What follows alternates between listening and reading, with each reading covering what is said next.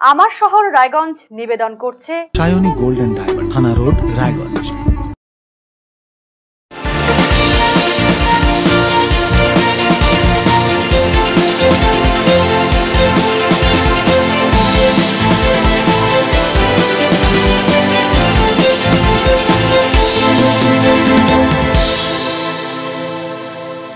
নমস্কার, আপনারা দেখছেন আরসিটিভি সংবাদ আমার শহর রায়গঞ্জ নিয়ে আপনাদের সাথে আমি তুহিন। শুরুতেই নজর রাখবো যে খবরের দিকে। লোকসভা নির্বাচনের সূচি ঘোষণা করেছে জাতীয় নির্বাচন কমিশন। সারা দেশের পাশাপাশি রাজ্যেও 7 দফায় হবে লোকসভা নির্বাচন।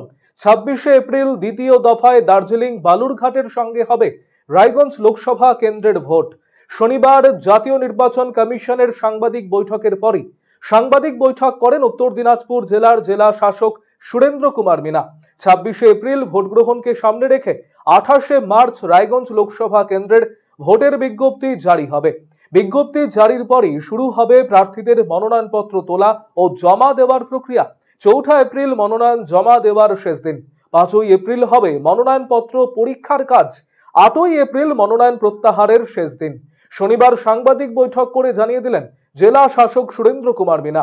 উত্তর দিনাজপুর জেলার 9টি বিধানসভা কেন্দ্র, এর মধ্যে চোপড়া দার্জিলিং লোকসভা কেন্দ্রের অধীন এবং ইটাহার বালুরঘাট লোকসভা কেন্দ্রের অধীনে জেলায় মোট ভোটার 22,87,275 জন।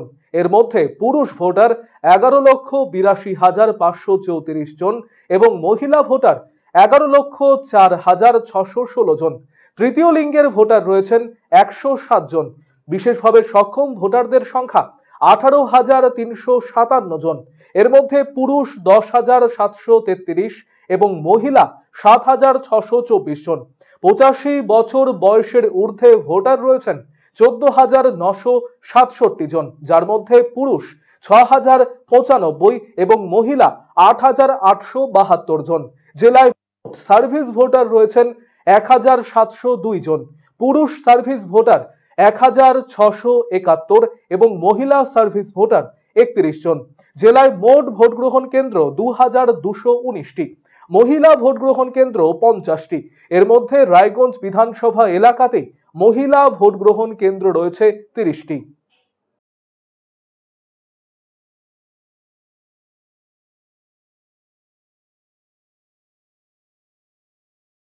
এটা পোল হতে যাচ্ছে। সেকেন্ড ফেজ, আমি রিপিট করছি, সেকেন্ড ফেজে হচ্ছে। সেখানে কিছু ইম্পর্টেন্ট ডেটগুলো আছে, যেরকম নোটিফিকেশন আমাদের 28 তারিখে হবে। তারপরে লাস্ট ডেট অফ যে নমিনেশন আছে 4 তারিখে আছে। 5 তারিখে আপনাদের স্ক্রুটনি হবে। 8 তারিখে আপনাদের যে উইথড্রল হবে। और डेट ऑफ पोल আছে 26 তারিখ, 26 अप्रैल 2024। ठीक है। और काउंटिंग ऑलरेडी আপনারা জেনে গেছেন কি পুরো প্যান ইন্ডিয়াতে সেমি যে হচ্ছে 4 তারিখে, 4 জুন 2024 সেখানে হবে।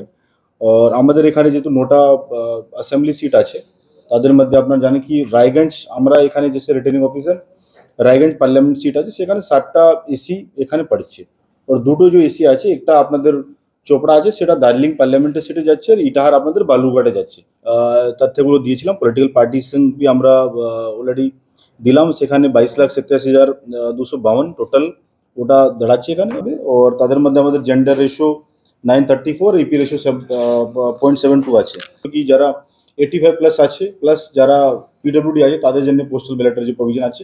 বুথ নিয়ে অলরেডি আপনাদের গতবার বলা হয়েছিল 13টা বুথ গতবার থেকে এক্সট্রা বাড়ছে। আগে 2206 ছিল, 2219 বুথগুলো দাঁড়াচ্ছে পুরো জেলাতে। সেখানে সে অনুযায়ী আপনাদের পোলিং পার্সোনাল প্লাস ইভিএম মেশিনসগুলোকে আমরা অ্যালোকেশন করবো, যেরকম হয়। সাফিসিয়েন্ট আমাদের ম্যান পাওয়ার যে পোলিং পার্সোনাল আছে সে অ্যাভেলেবেল আছে। সে অনুযায়ী ইভিএম মেশিনসগুলো আছে, যে ব্যালট ইউনিট, কন্ট্রোল ইউনিট और ভিভিপ্যাট, সেগুলো भी সাফিসিয়েন্ট আমাদের এখানে अवेलेबल আছে। जो एमसीसी গাইডলাইনগুলো আছে সেগুলো সবাইকে মানতে হবে। সেটা একটু আগে আমরা পলিটিক্যাল পার্টির সঙ্গে মিটিং করে ওদেরকে ব্রিফ করলাম কি কীভাবে 72 আওয়ারে কি এসওপি হয়, फिर 48 আওয়ার আছে, 24 আছে, সে এসওপিগুলো বোঝানো হয়েছে। পোলিং পার্সোনাল আমি অলরেডি বলে দিলাম। ট্রেনিংগুলো অলরেডি আমাদের ট্রেনিংগুলো শুরু হয়ে গেছে। ডিসিআরসি ভেন্যু, দুটো ভেন্যু আছে এখানে।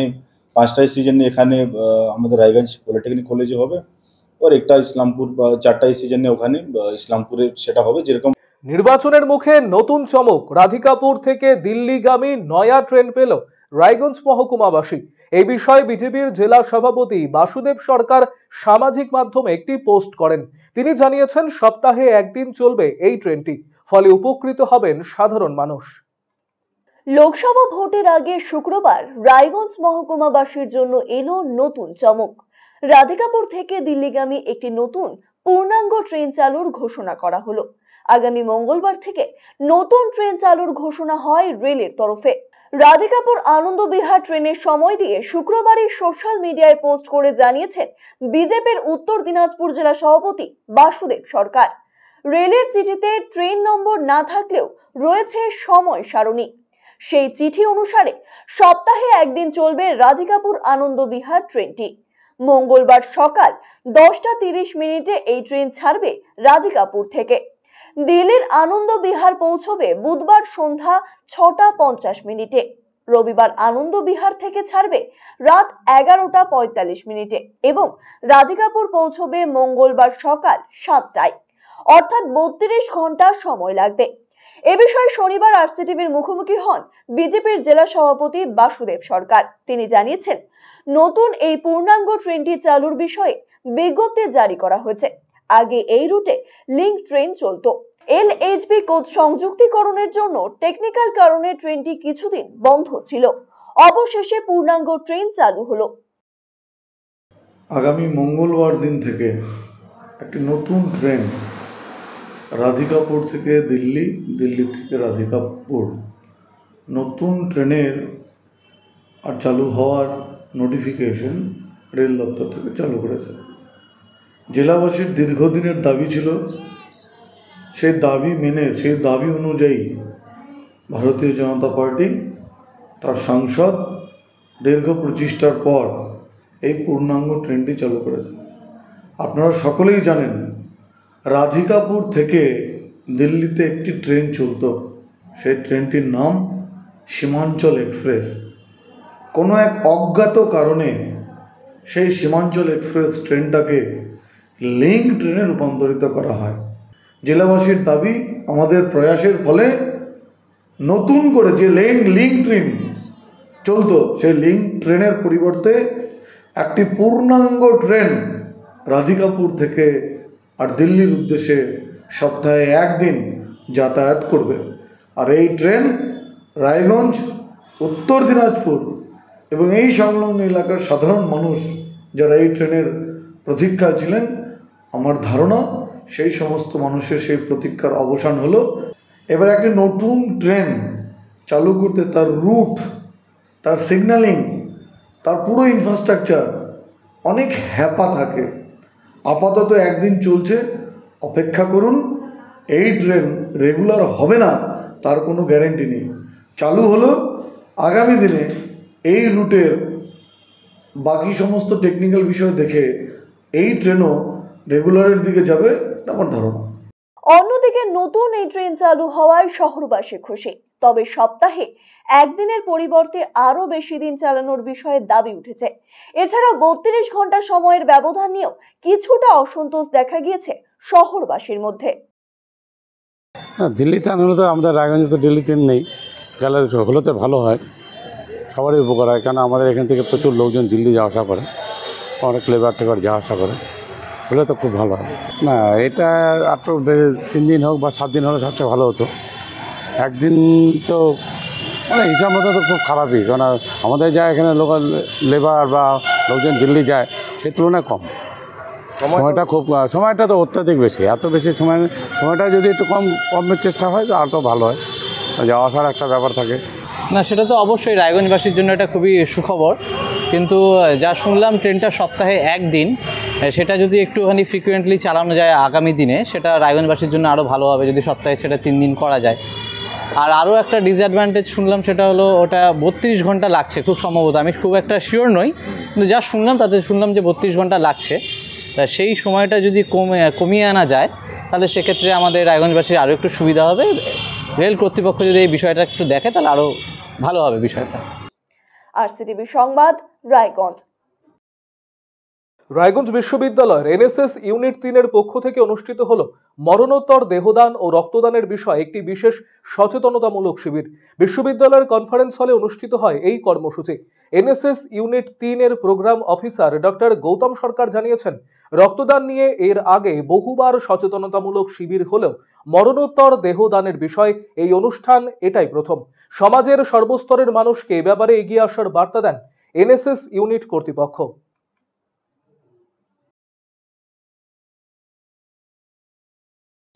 আজকে আমাদের এনএসএস ইউনিট 3-র পক্ষ থেকে organ donation awareness programme on organ donation এবং ব্লাড ডোনেশন ক্যাম্পের প্রোগ্রাম হচ্ছে আমাদের ইউনিভার্সিটিতে। এই ধরনের প্রোগ্রাম কি প্রথম? এই অর্গান ডোনেশন আর প্রোগ্রামটা আমাদের প্রথম, কিন্তু ব্লাড ডোনেশন আমাদের ইউনিভার্সিটিতে আগে অনেকবার হয়েছে।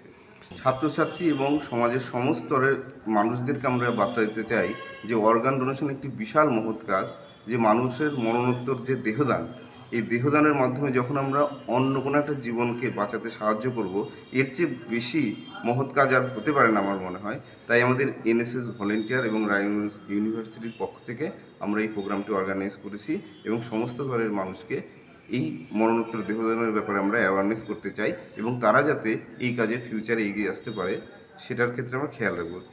রায়গঞ্জের টেকনো ইন্ডিয়া গ্রুপ পাবলিক স্কুলের পক্ষ থেকে অনুষ্ঠিত হয়েছিল লাভ হেরিয়েন্টে কনকোর্স নামক বিশেষ একটি সাংস্কৃতিক অনুষ্ঠান। গত 9 মার্চ থেকে চলছিল আর্ট ও ফাইন আর্টস ভিত্তিক কলাত্মক প্রতিযোগিতামূলক কর্মশালা। শনিবার তার সমাপ্তি হয়। 7 দিন ব্যাপী অঙ্কন, নাটক, গান, বাদ্যযন্ত্রের সুর সহ বিভিন্ন ইভেন্ট অনুষ্ঠিত হয়। 27টি স্কুল এবং সাংস্কৃতিক প্রতিষ্ঠানের প্রায় 200 জন প্রতিযোগী এতে অংশ নেয়। কৃতীদের মেডেল এবং শংসাপত্র দিয়ে পুরস্কৃত করা হয়। নির্বাচনের আগে রায়গঞ্জে বিভিন্ন দল ছেড়ে একাধিক রাজনৈতিক কর্মী যোগ দিলেন বিজেপিতে। শনিবার ভোট ঘোষণার দিনেই বিজেপির জেলা পার্টি অফিসে এই যোগদান কর্মসূচি অনুষ্ঠিত হলো। যোগদানকারীদের হাতে দলীয় পতাকা তুলে দেন 2 নম্বর মণ্ডল সভাপতি জগাই চন্দ্র বর্মন। তিনি জানিয়েছেন, কর্ণজোড়া কালীবাড়ি সংলগ্ন এলাকায় প্রায় শতাধিক কর্মী বিজেপিতে এলেন। সকলকে স্বাগত জানিয়েছেন তিনি।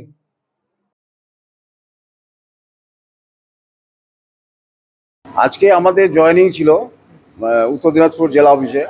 আমার 2 নম্বর মণ্ডলের এরিয়ার কর্ণজোড়া কালীবাড়ির বেশ কিছু লোকজন আমাদের ইয়েতে ভারতীয় জনতা পার্টিতে জয়েন করলো। অন্যান্য দল থেকে আর কি, বিরোধী দল থেকে শতাধিক আর কি, শতাধিক ব্যক্তি জয়েন করলো। এই জয়েনের ফলে আগামী নির্বাচনে কতটা প্রভাব পড়বে? আমাদের আগামী নির্বাচনে ভালো প্রভাব পড়বে।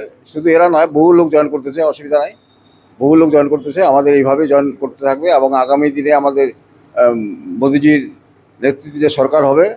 আশা করি এর থেকে আরও ভালো কাজকর্ম হবে, এই আশা করি। সবাই এখন ভারতীয় জনতা পার্টিতে সবাই জয়েন করতেছে। ছুটিতে বাড়ি এসে মর্মান্তিক পথ দুর্ঘটনার বলি হলেন এক বিএসএফ জওয়ান। শুক্রবার সন্ধ্যায় দুর্ঘটনাটি ঘটেছে ইটাহার থানার শ্রীপুর এলাকায়। মৃতের নাম নির্মল চন্দ্র বর্মন। তার বয়স আনুমানিক 42 বছর। তার বাড়ি ইটাহারের চালুনিয়া গ্রামে। তিনি গুজরাটে কর্মরত ছিলেন। দিন কয়েক আগে ছুটিতে বাড়ি এসেছিলেন। মৃতের আত্মীয়রা জানিয়েছেন, শুক্রবার দুর্গাপুর থেকে নির্মল বাবু বাড়ি ফিরছিলেন। পথে একটি গাড়ির ধাক্কায় গুরুতর আহত হন। তাকে হাসপাতালে আনা হলে চিকিৎসকেরা তাকে মৃত বলে ঘোষণা করেন। শনিবার রায়গঞ্জ মেডিকেল কলেজ ও হাসপাতালে দেহের ময়নাতদন্ত করা হয়। এই ঘটনায় শোকের আবহ মৃত জওয়ানের পরিবারে। পুলিশ গোটা ঘটনার তদন্ত শুরু করেছে। উনি দুর্গাপুরের দিক থেকে বাড়ির দিকে যাচ্ছিলেন। হ্যাঁ, শ্রীপুর পার্কিংয়ের ওখানে গাড়ি পিছন থেকে মারা দিয়ে চলে গেছে। কোন গাড়িতে মেরে দিয়ে? 4 চাকা ছিল। আচ্ছা, কখন হচ্ছে অ্যাক্সিডেন্টটা? অনুমানিক 6টা 30-35-এর দিকে। গতকাল রাত্রে? গতকাল রাত্রে। তারপরে কি করলেন, কি শুনলেন? তারপরে পুলিশ ভ্যান এসে, স্থানীয় লোক এসে ওখান থেকে হসপিটালে নিয়ে যায়। হসপিটালে নিয়ে যাওয়ার পরে ওখানে চিকিৎসক মৃত বলে ঘোষণা করে। আমার শহর রায়গঞ্জ এখনকার মতো এই পর্যন্তই। পরবর্তী খবরের জন্য নজর রাখুন শুধুমাত্র আরসিটিভি সংবাদে। নমস্কার।